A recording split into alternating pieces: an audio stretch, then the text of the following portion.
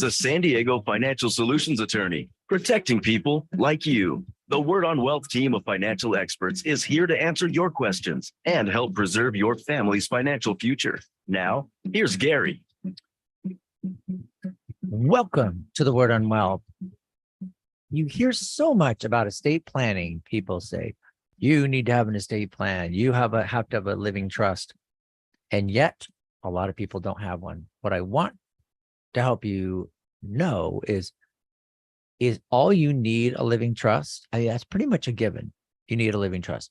Why? And is it possible maybe you don't need a living trust? We'll talk about that as well in this first half hour of the show here on the Word on Wealth. If you want to be part of the show and ask me a question, I'm here. I've got lines open.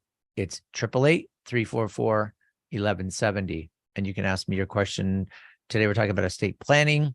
And we've got coming up next on at the half hour, we've got Rich Mathurin, who is the tax attorney at GQ Law. GQ Law is the sponsor of this radio show, The Word on Wealth. So we got Rich Mathurin coming up at the half hour. And the rest of the week, just keep in mind, this week we've got Shane Sletter that's coming up on Tuesday. Shane Sletter, he's our mortgage guy. Specifically, we talk about reverse mortgages and any other type, forward mortgages, interest-only mortgages, reverse mortgages, and some of the really interesting, lesser-known things that can be done with the reverse mortgage and whether it's financially suitable for you or your family. Then Wednesday, we've got Ken Pecos, real estate extraordinaire. Thursday, Anthony Wright, our financial guru. And Friday, Finding Joy Friday. And we've got a great guest coming up on this Friday as well. So there you go. In estate plan, I do a lot of estate plan reviews. And that's one thing I offer to listeners is if you don't know whether your estate plan is in order and you think it might be, or maybe not, maybe it's old and you want to look at it, I'm happy to do that for you. You just got to call my office directly and schedule a time to meet with me. And we can do that, with trust reviews, depending on the urgency within the next month or so, we can fit you in, not a problem. And what I've been doing lately is a lot of people want me to review and see whether their trust meets the current laws and whether it's going to be ready for the big law change in 2026. So after 2025, the current estate planning laws that we have, if Congress does nothing, which probably won't, if they do nothing, then the current wealth transfer exclusion will cut down in less than half. It'll go back to what it was, back in 2011, to way, way, way back. And it's going to make it so that people with estates that are moderate sizes will have probably some issues they need to deal with their estate plan. But just something to think about, something to look at.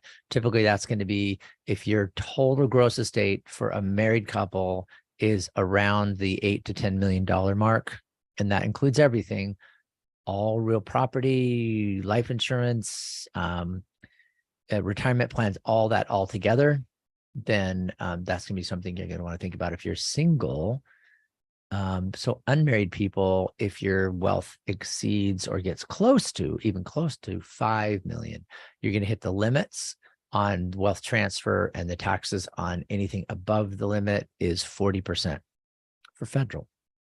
So it's kind of an expensive waste, but there are ways, and we'll be talking about them, in our different shows, and having some guests come on and tell us about, some of the big differences between, how do you get your estate smaller without giving a bunch of stuff away? And there are ways to do that.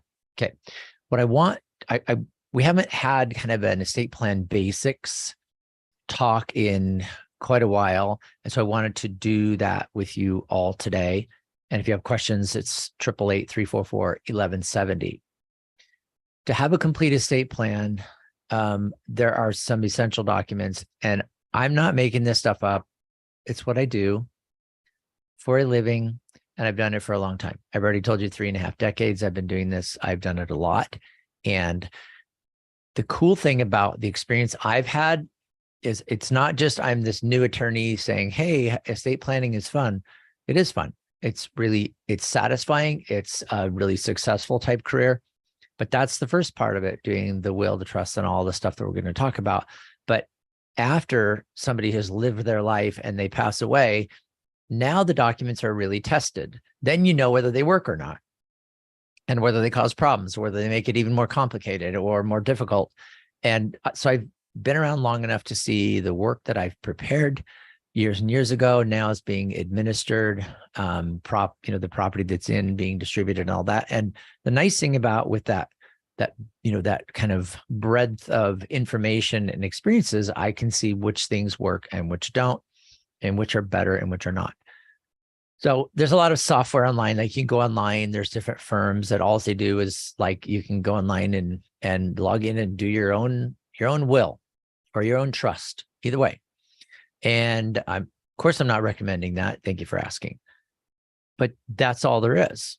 It's a will or a trust. And you have to decide, do I need a will or a trust? And I'm going to tell you in just a second what the answer to that is.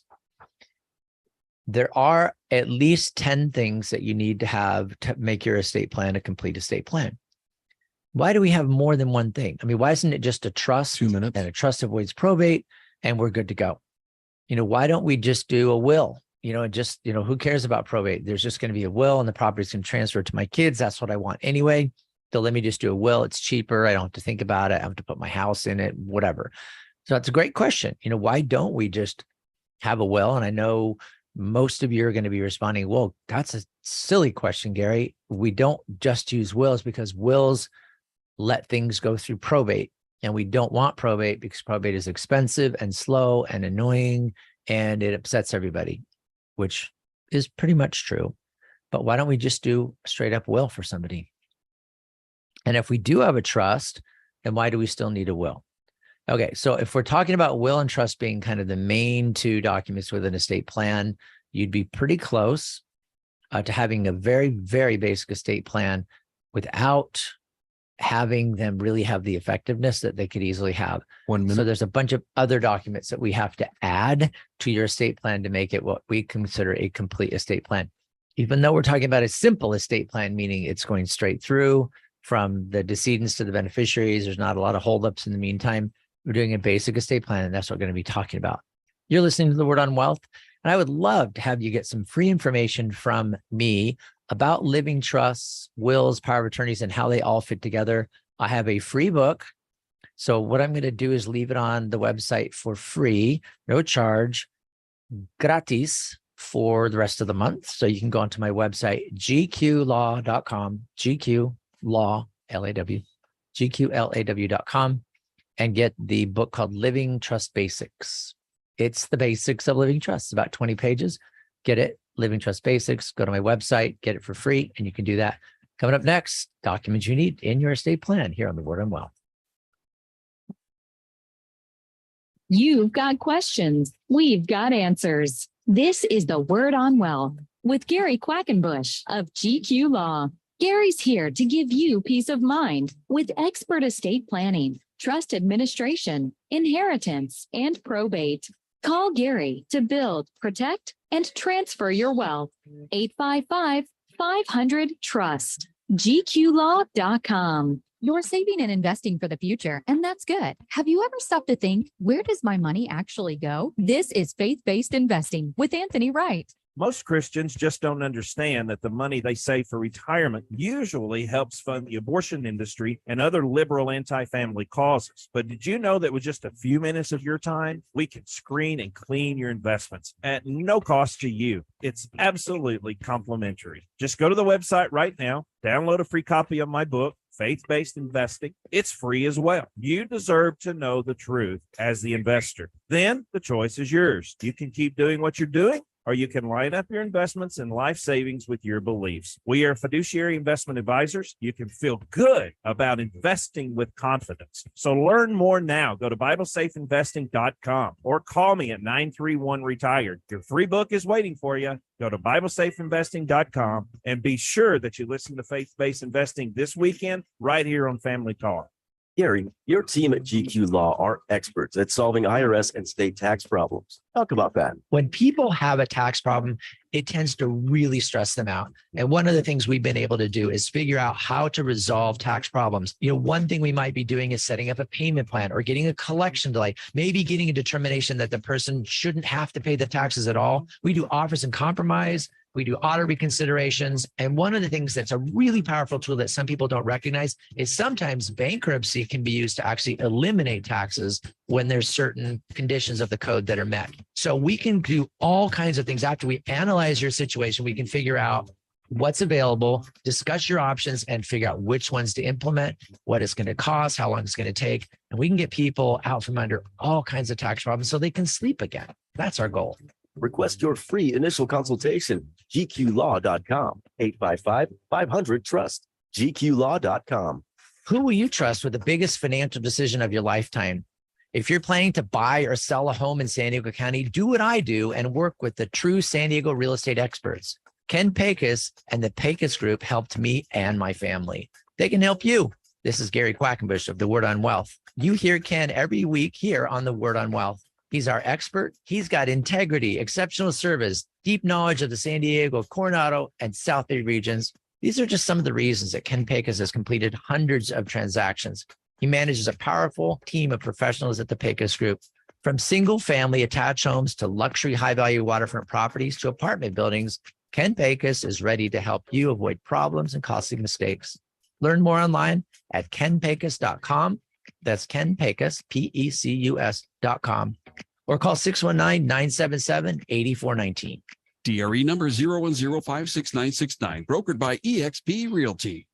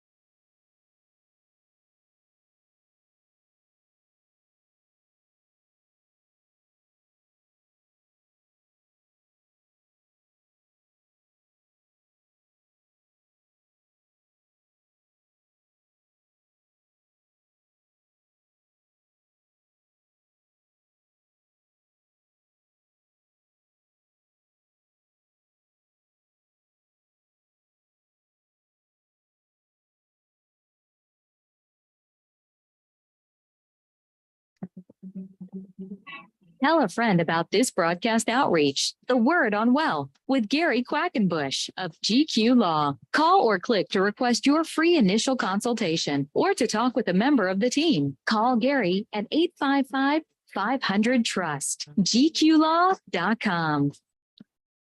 The 10 things you need in your estate plan to have it complete. The crazy thing about estate planning, like setting up your own estate plan or having it set up for you, do not do your own, is that it's not just setting up a trust or a will. And I think the biggest thing is you will not know if your estate plan works or not, because it doesn't have really anything to do with somebody who has all their marbles and they're alive. Because think about it, your trust, well, once you pass away, that's when the distributions out of that trust happen. Or if you're incapacitated, you're not capable of making financial decisions, that's when your trust is going to be making distributions to you and paying your bills and whatever you need to keep going. So realistically, if you really think about it, this estate plan is not going to be something that you even know whether it works or not. That's why it's so important when you put it together to know that it's done right. And really, I mean, to me, it's kind of like a car. Like, you don't know whether the repairs done to your car are done right. Because if you drive around town, you drive to work, it's 10 miles, it's 15 miles, it's back and forth and whatever. But you don't really know if the repairs that you just got done are done right until you go on a road trip somewhere. because I'm never afraid. I have repairs done to my truck, and it's like I'm not afraid to drive around town. If I break down, I go, whatever, I have to walk, or call an Uber or something like that, and I can have my truck towed, but it's like close by. But what if I'm driving from here to St. George or something, and now I've got this 4-hour drive, or I'm going to go up visit my kids up in the Utah area, up in Utah, and I know I've got to go 6 to 10 hours. Well, that's when you're worried about a breakdown. It's like, okay, if I break down and I am 4 hours from my destination, then I got to get a tow truck that's going to take them 3 hours to get to me, hook it up, and 5 hours to tow it back somewhere else. So, I mean, it's like, it's when it's a big deal and when it's important, then that's when you say, you know what, let's take the nice car. So I think with an estate plan, it's like, you don't really know if it's going to work. I mean, the basics, because if I set up a trust and then you go to the bank and say, I got this nice new trust that Gary put together for me, and I want to open a bank account. And so here's my trust binder. And Gary said, just bring this in and you know what to look for. And I'd like to set up a bank account in my trust. And they put it together, and you're there for 45 minutes to an hour. Typically, I know it's longer than opening, whatever, but you're there for a while, you set it up, and they open an account, and it's in the name of the trust. That stuff you can do. Whether the trust worked or not, because if the bank says, okay, I did it, here's your new bank account in your trust, then the trust works and it was done right. And that's what they're looking for. You also know if you're going to your retirement account and you're saying to your retirement account, hey, I have a living trust, and when I pass away, I'd really like my money to go to my children, but I don't want it to go directly to them because it took me 30 years to put this money away. I'm not going to give it to them right away to spend. So I want it to go through the hands of a financially responsible, financially mature individual, my successor trustee.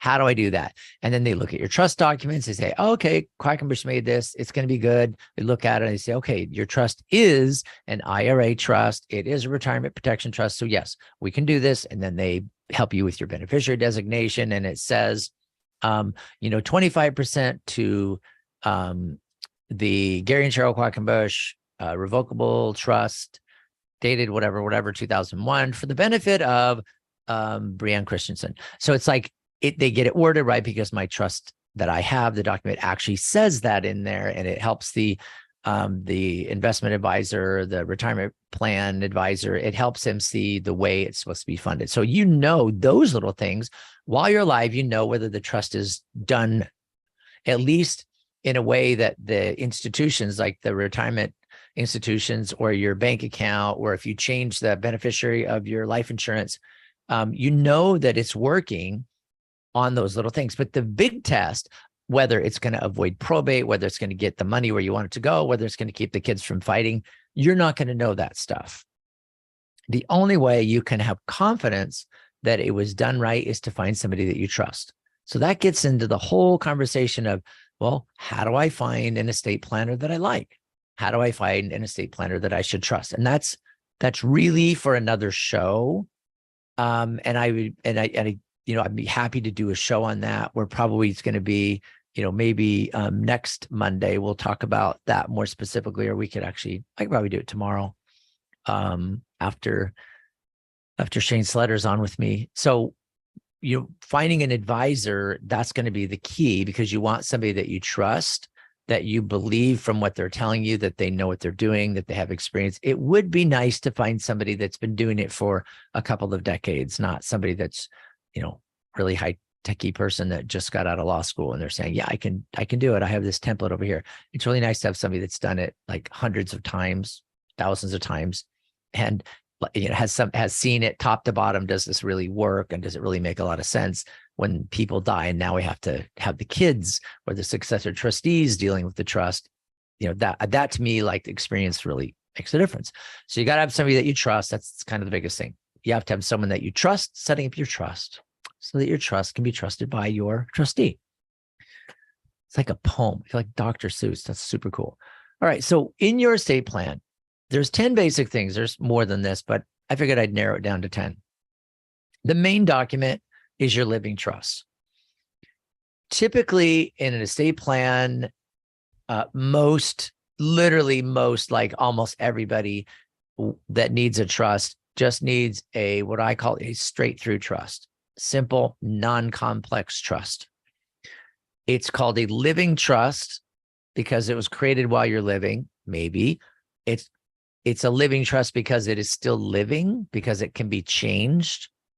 Maybe that's why it's called that. But the bottom line, it was done while you were alive and it can be changed. It's called a living trust. It's also called a family trust, revocable trust, grantor trust, settlor's trust. All those are the same exact thing. They're called different things. And there isn't one that's more special than the other. They're all identical. They start to change when you get into like a retirement protection trust, or an IRA trust, or maybe you're going to have something that is a spendthrift trust because you have one kid that is just wild with money and you're afraid they're going to be sued and then all the money is going to be taken by a creditor. So you can have spendthrift trusts or trusts that prevent beneficiaries from spending their money too quickly because you just know that they have a little problem where money just burns a hole in their pocket. And when they inherit everything you've got, they're going to just burn through it really fast because their friends are going to get rich off of them. That's a sad truth, but it's a truth. So if those are your concerns, then it's not just the basic standard trust. We've got to build in some protections to protect your beneficiaries from themselves, to protect them from creditors, to make it so that if relationships fall apart, like, you pass away, money goes to your kid and she's really happy with her husband and things are going along great. And they just blend all their money together and they're having a great time. And then 5 years later, they divorce. What now? What about all that money you just gave to your daughter? And she's, you gave her a lot of money thinking that she was going to have that for the rest of her life for retirement. And now it's all blended together. And we can build some things into your living trust to make it so that she is really compelled to set up her own trust, separate trust from her spouse. And she's agreeing by receiving the money from you, from your trust, she's agreeing to hold that money as separate property. And it works. I know for a fact it does, because kids will honor that. And it gives them a reason to keep the money separate, which I think kids should. Inheritances, you should just maintain it and keep it separate. It's not because you don't love your spouse. It's just because it came from your parents. And don't blend it and mix it all up. Mix it piece by piece, but not in toto. Just keep it, invest it, take care of it, get your own investment advisor, and just do it separately. You can share advisors with your spouse, but that's my recommendation. Okay. So those are just like a little bit more advanced trusts, the ones that I like. The second document you would need in your estate plan is the trust certification. It's a document that, in brief, explains to a financial institution, hey, I have a trust or we have a trust. And when it's a we have a trust thing, it says we have a trust and 2 minutes. We can act independent of each other. We created it ourselves. It's revocable by us and we can act independent. It doesn't have to be spouses in the bank holding hands to set up an account. They can act independently of each other, which is what you want. On almost all cases, you want it so that the spouses that started up the trust can have independent authority to act, because banks don't like it when the trust requires them to be together, because then the bank has this issue with like, well, what, every time there's a transaction, you got to be holding hands. So the trust certification can help explain that. Also, the trust certification gives it has a piece of your trust, a chunk of it that shows what powers and authority that your trustee has. And that's separated out from your trust and put with the trust certification, because the bank, they just want to know, does your trustee have the authority, the authorization to open a bank account in the name of the trust? And then they do. And that's what the trust certification shows. So trust certification is important. If you don't have one, it is possible. If I'm doing your trust review and I look through and I go, missing the trust certification, I put that on my list of these are going to be things I'm going to recommend. Okay. The third thing that you're going to run into with your estate plan is going to be your will. And that will has some subparts to it, because the will basically is called a pour over will. It takes any of your assets that are in your estate, like not in your trust, and it pours them over into your trust so that your trust can have the authority and the ability to manage all of your property. So trust certification, pour over will. That pour over will, it is super important to have the guardian designation in that will. That's the main reason for a will, I think, guardian designation. So those are the first 4 documents. We're going to continue it tomorrow and finish that up so you can know what's going on. We got Rich You Mathurin, don't need attorney. to know everything. You just need to know where to find answers Well, that you was can short. trust when you need them. Welcome to the Word on. I gave you a 2-minute at 26.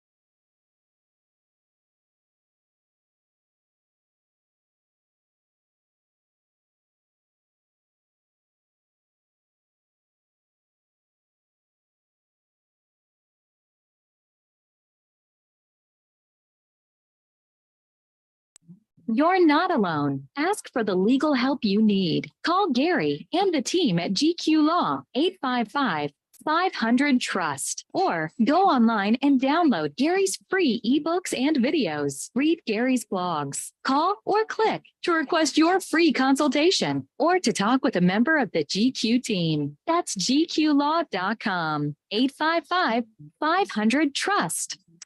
You're listening to the Word on Wealth, and we have got, it is tax time. We got the tax hour, and we got the man in the house here. We got Rich Mathurin. Hey, Rich, welcome to the show again. Great to be here. How many Mondays have we been doing this? Rich is on with me on Mondays. He's our tax guy here at GQ Law. And so we got him here in studio. If you want to call and ask questions, anything to do, it is tax time. what is it? The 16th that we have to file this year? Yeah, I believe it was obviously October 15th. Everybody was extended, both state and federal. But since the 15th falls on a Sunday, it defaults to Monday. So you have a week from today. A week from today. Man, it's like, it's funny seeing, because our tax guy, Craig, it just kind of seems like this tax season has just gone on forever. This is the final extension, but it's October. I mean, tax season starts again in January. So we're like 2.5 months from tax season starting over. Yeah, I think he's going to be hunkered down for the next week, but then probably will take a long vacation. I think so too. Yeah, he's gonna probably take off from the 16th through New Year's Day or something. He should. It's just been wild. And of course, I'm not any better. I'm the one where I thought everything was good, and he goes, no, you owe me one more document. Oh my gosh, so I'm one of the culprits. Make his life too hard. So it is a good time, I think, to talk about filing your taxes. Everybody knows they need to file taxes, yet we have a robust practice in helping people get caught up with their tax returns. So just talk a little bit, Rich, about why do people, sometimes they don't file for a year, sometimes they don't file for 5 or 10 years. What do you find is kind of one of the main or the bigger reasons why people just like stop filing for a while? I think some people think they don't have to file because maybe they didn't have enough income or their income wouldn't be taxable. Some people get into, straits where medical or personal where they can't file. I think once they haven't filed for a year or 2 or 3, it sort of builds up and they kind of bury their head in the sand. And it's like, I'm this far out. I haven't filed in the last 3 years. Why not just go another 3 years type of thing? And kind of like maybe nobody noticed. And so they're just going to keep, is that? I've seen 15, 20 years. So that's crazy. Yeah. So, I mean, but if somebody owes, okay. So here's my real question. It's like, if somebody, take it for what it's worth, right? If somebody has gone that long, it's like it's been 10, 12, 15 years, why would they start filing again if they've gotten away with it? Most of the people don't. They only come to us when they get a notice from the IRS. I think we've talked about it in the past. They do the substitute for return where they get some type of income information, either a W-2 or a 1099 that said that you had income in a particular tax year. And they prepare sort of what we would call a dummy return where they give them that income, they give them the standard deduction and then tax them at the highest rate available to them. And those substitute returns they act as a tax return where they can start, that's an assessed tax and they can start collecting against you. So people, once they find out that they have a substitute for return and the IRS is starting to look for money from them, that sort of jump starts them. So I have had some people that, sort of have a guilty conscience, I guess you want to say, and decide that they hadn't filed in a long time and they wanted to try to get back into compliance. Interesting. So you would think then if somebody hasn't filed, so I guess if they've been going along 5, 10, 15 years, and they haven't filed, and now the IRS they now suddenly have information on them. Is it because the IRS is kind of getting better at collecting income information, or is it they just happen to, now the person relaxed and now they've got a regular job and, have any idea, is the IRS getting better at like getting income information, or do people just, I guess that's like 2 questions. Is the IRS better about getting information, or are the laws requiring reporters to give more information like 1099s and W-2s and stuff like that? What do you think? I think it was probably the latter. Okay. I think they've sort of the same. They haven't been as aggressive. I think we've talked about it in the past for the last 2 or 3 years because of the pandemic. But the reporting requirements from banks, from mortgage companies, from brokerage houses and things like that, those reporting requirements are pretty strict. So I think that's what leads them to be more aggressive. And that makes sense, because then if they start to push harder on, like if I pay, well, even if somebody pays me. So if I have somebody that pays me, it's more than $600, pays the company, then technically they're supposed to issue a 1099, even though they're paying their lawyer. If it's a business paying me, they're required to pay, do the 1099, and that 1099 goes to the IRS. So now the IRS knows that I had a business client that paid the firm more than $600. And it seems like the IRS is getting better about requiring that. I think the penalties, that was one of the things that changed in the last, I don't know how many years, just a handful of years, is where the penalties, if you don't file like a 1099 against, for somebody, like if I paid somebody $600 or $700 business to business, I'm supposed to do a 1099. And if I don't do the 1099, the penalty used to be really small. And now it's like $100. If I don't report somebody's income on a 1099, I get fined $100. So I'm obviously going to be more compliant. So I think it's the IRS is kind of has a broader reach to get people to tell them how much money is being paid, and then they calculate all that, and the computer calculates it, and they come up with a substitute for return. Yeah, like you're saying. they do have a specific department, audit right? reconsideration, I believe is the name, Yeah. that kind of tracks all that information. And if 1099s are missing or additional ones they find, they're the ones that report it to the collection people. So Rich, if somebody then they haven't filed it for a while, now they either the IRS caught up to them or they have the guilty conscience, they're really now trying to put things together. And let's say they do the best they can, they got returns together, they use like Craig's, our guy that's incredible, but they get all this together and they have numbers. Do you think that the IRS now, because the client's coming forward and saying, okay, here's what I owe for all these, do you think the IRS is just, I mean, I always get the impression that they're just going to really like lay the hammer on this person. Okay, you came forward, you came out of the woodwork, and just really lay down the law and really throw the book at them? Or are you finding more that they're willing to say, well, you're all caught up, let's kind of get you back in the system? What do you think? Yeah, I think we've talked about this before. I think they're big on, they want you to take care of the past and, get caught up type of thing, but they want to get you into compliance and current compliance, deal with your past thing, either through an installment agreement, offer and compromise, possibly non-collectible, and then start filing for going forward. That's their big thing. They want you in compliance. They do have their penalties and interests, and I guess they're a little bit punitive, but they're not that, not terrible punitive. And for the first time, if you have a first year penalty, that you can get that waived, a penalty abatement. If you haven't had penalties in the prior 3 years, your first time that you incur penalties, they will grant penalty abatement. So that can help. I did save I think one time a client $7,000 in penalties because we got him a first time penalty abatement. So that's a good program that's readily available to taxpayers. So it seems like they're really more about, once you get returns caught up, that you've now you're stepping back into the system, which you were supposed to be in anyway. And so they're not going to throw the book at you and encourage you to go back underground. They want you to stay in the system. So they're working with the past stuff. And that's kind of your specialty, right? With the taxes, that people owe taxes in the past. Your thing is to go and get deals for them, whether it's collection delay. Talk about that a little bit. As somebody, the IRS is coming after him, and now the IRS, wants their money, even the state of California. What do you do for people like that? Well, I asked them to probably file the last 6 years. That's the minimum that the IRS is going to be looking for.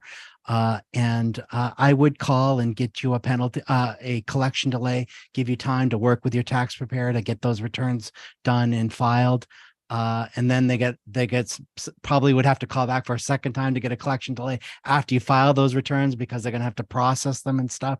But, they're pretty good about giving a collection delay. But if if it's been over and over, then they may, only give you 2 weeks, sometimes 30 days. But I have gotten like 6-month collection delays. So I guess it sort of depends on the representative you get and what kind of mood he or she is in. That's right. Try to get somebody that's in a super good mood. You're listening to The Word on Wealth with Rich Mathurin from GQ Law and Gary Quackenbush. If you want help directly, it's 855-500-TRUST. 855-500-TRUST. You can be a part of our success stories. 855-500-TRUST. We can help you get out of your tax problems. 1 minute. And what we're going to do, so Rich I'm going to ask a couple more. We got about 1 minute before we have to take a little bit of a break. But Rich, it seems like the offer and compromise seems to be kind of like this hot thing. You see a lot of people there's a lot of, people kind of out there yelling it, offer and compromise. We can make you a deal, $50 settles the whole thing. Talk about that a little bit. We're going to have just about a half a minute, and then we'll take a break and then kind of finish up that conversation. Yeah, it's a great program, but I think the one thing I have to emphasize is you have to qualify for it. It isn't just you can automatically do that, and they aren't going to just take whatever you think is fair as a settlement. There's a kind of a formula and an application process that is quite complex. So you can't just say I got $1,000 from grandma and I can offer it for my $100,000 tax balance. So we will talk about that right next here on the Word on Wealth. You've got questions. We've got answers.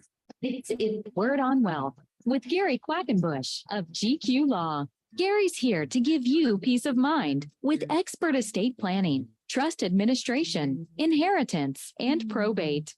Call Gary to build, protect, transfer your wealth. 855-500-TRUST. GQlaw.com. Gary, how do you and your team help our listeners avoid probate?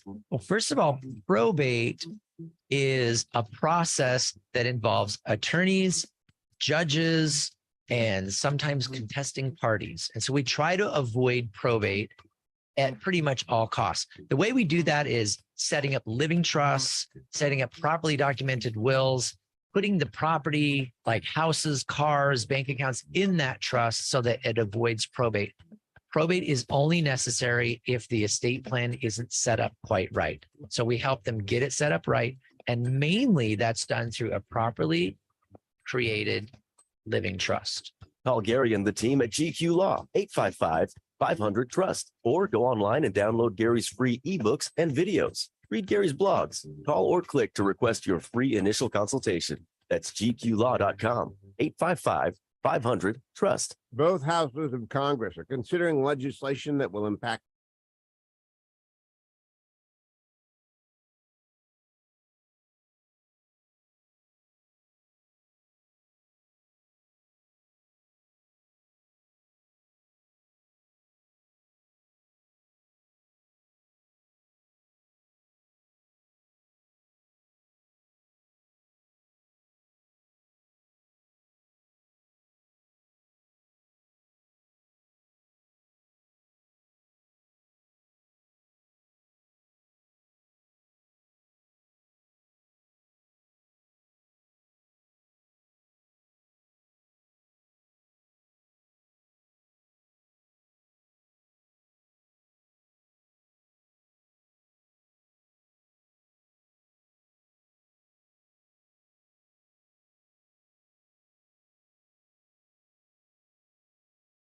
Reach the Word on Wealth with Gary Quackenbush of GQ Law. Call or click to request your free initial consultation or to talk with a member of the team. Call Gary at 855-500-TRUST. GQlaw.com. All right. You're listening to the Word on Wealth. You got Rich Mathurin. He's a tax attorney at GQ Law. And we're talking about, because it's tax time, what if you haven't filed in a long time and all of a sudden the IRS caught up to you? They know what you owe, and you're now trying to make some type of arrangements. And that's Rich's specialty. That's his thing. So we're asking Rich to talk to us about like the offer and compromise. And we know a lot of people out there saying offer best thing since sliced bread for $30, we'll settle it. But tell us the reality of offer and compromise and kind of what success you've had. Yeah, one thing that I think is kind of funny, or I think a lot of people come in and think that there's a special deal with the IRS out there for them. I mean, 18 to 20 million people owe the IRS. Could you imagine the chaos if they gave special deals to, Mr. Smith down there? Well, Mr. Smith in, Ogden, Utah got a deal. I should get the same one in San Diego, California. It's really a formula-based thing based on your income and assets. I would say basically 80% of the equity in your assets, that would be home, retirement, bank accounts, brokerage accounts, equity in vehicles and the like, plus your net income times 12. So, and what is net income? That's a whole other computation. But the offer and compromise is a formula-based thing. one other thing that I should mention is if you can pay your balance in full in an installment agreement, they're going to push you into that. If you have the income or the assets to pay under an installment agreement, they're going to push you. So the offer isn't for everybody, but it is, if you qualify, it's a great program because you settle all you settle the interest, the penalties. If you have business taxes that were payroll taxes that were personally assessed to you, those can all be settled with the offer. It's a great program, but it's not a specialized deal there where you can just offer whatever you have on hand for your tax balance. It is kind of a formula-based thing. I can walk you through it. I've had a lot of successes discharged from like recently a lady that I worked with, she'd been a long time client and she'd been bounced out of installment agreements. And I think she owed like 200,000 and we settled for like 9,000. We had a huge one where we settled for like 2,500 for a $2.5 million or $5 million tax balance. Another one, 7,000, a client owed like 600,000 or 700,000 and we settled for, I think, 11. So it's a great program if you qualify, but I do want to caution you that you do need to make sure that you do qualify, and they're not just going to take whatever you think is fair for them to accept. It's going to be based on this formula. And the key with the formula is to get the formula right, because it is a formula based, like you're saying, but it's not. I guess what we've seen then is somebody will submit their own offer and really misinterpret the formula or misinterpret what they're supposed to disclose. And now the IRS says, okay, you've already lied to us, so don't come back.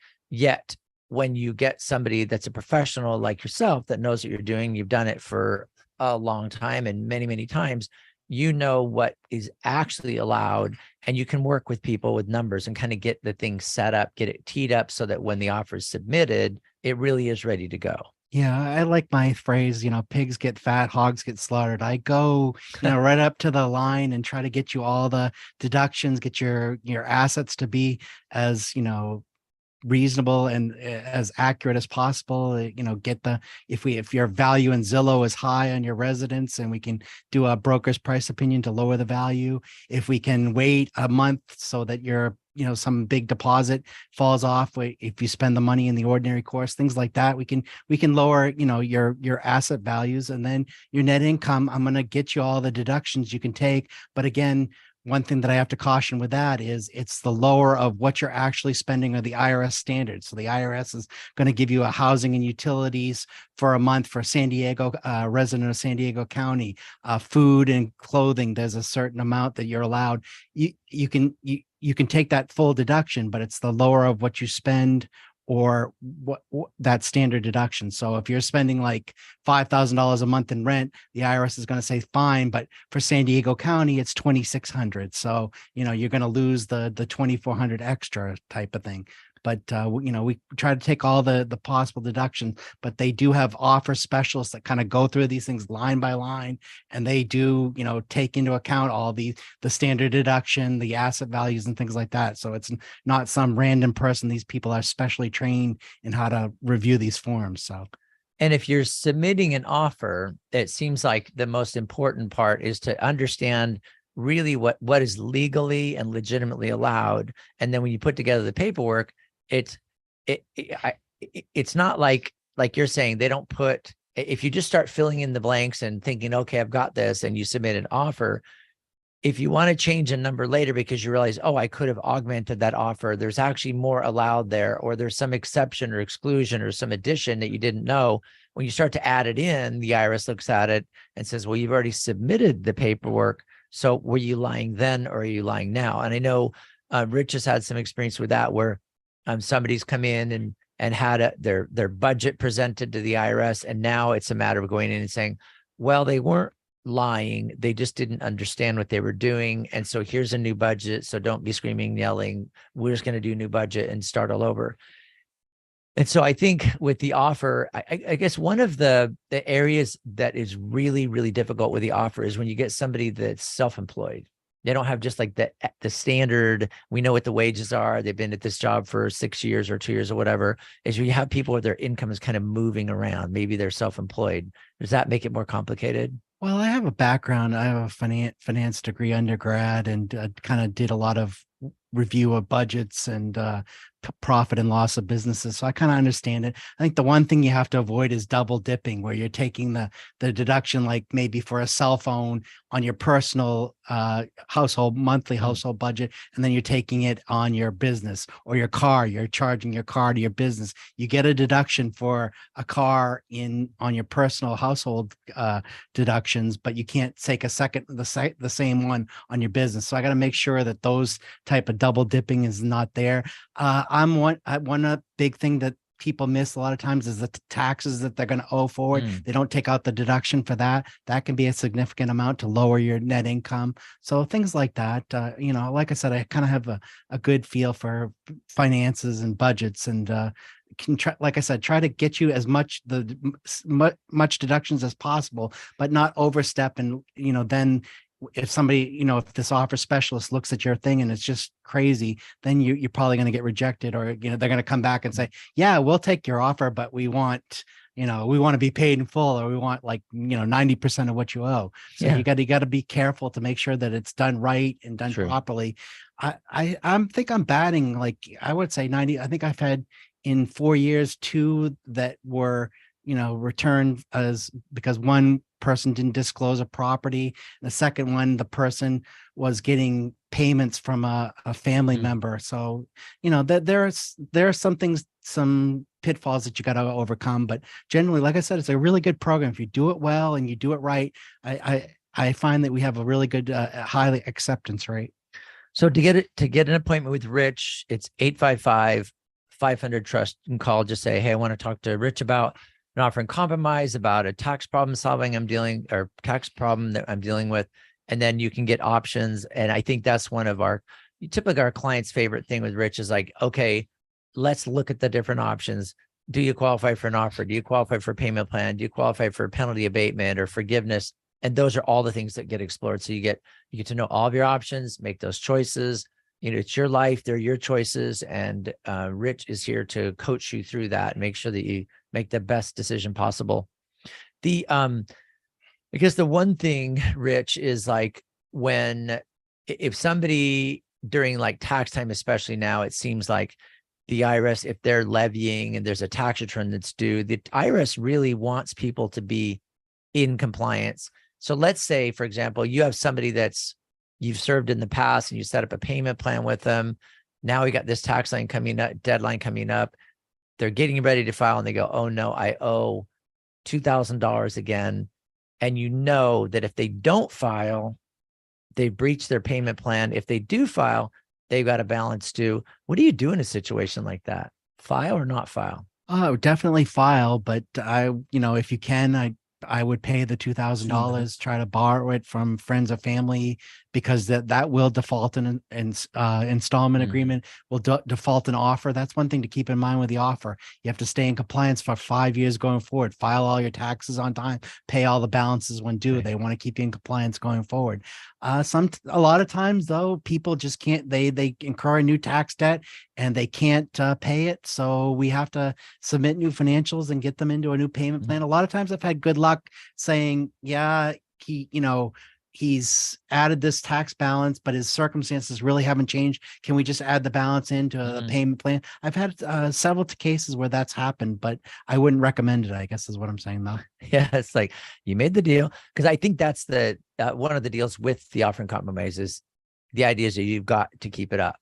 Yeah. And you just got to do stay current. Yeah. And one thing I might mention for business owners, you're really supposed to be filing these 1040 estimated every quarter to pay your quarterly estimated business taxes, so that you're paying the amount of tax during the year, and then you don't have the huge bill at the end of the year. For wage earners, I would suggest checking your exemptions. I had one client that was claiming 10 exemptions and he was a single guy. Yeah. So, check your exemptions. They should be about what, if you have a 3-person household, you should be taking 3 exemptions. If you have a 1-person household, you should really because take out the right amount of tax every month or every paycheck, and then you're not going to owe a huge balance at the end of the year. All right. I told you it'd be a pleasure to have Rich on. He's on with us every Monday here on the Word on Wealth, your tax time expert. So good luck in tax time. You got tax season. Be nice to your tax professional. Get them the stuff they need. If you need help, give us a call at 855-500-TRUST, 855-500-TRUST. All right, everybody. Talk to you tomorrow with Shane Slater on mortgages and reverse mortgages here on the Word on Wealth. Thanks, Rich. Thank you. Tell a friend about the Word on Wealth, featured since 1995, with financial solutions attorney Gary Quackenbush, an expert in estate planning, wills and trusts, and tax problem solving. Gary is past president of the California Society of Tax Consultants. Reach out to us. The Word on Wealth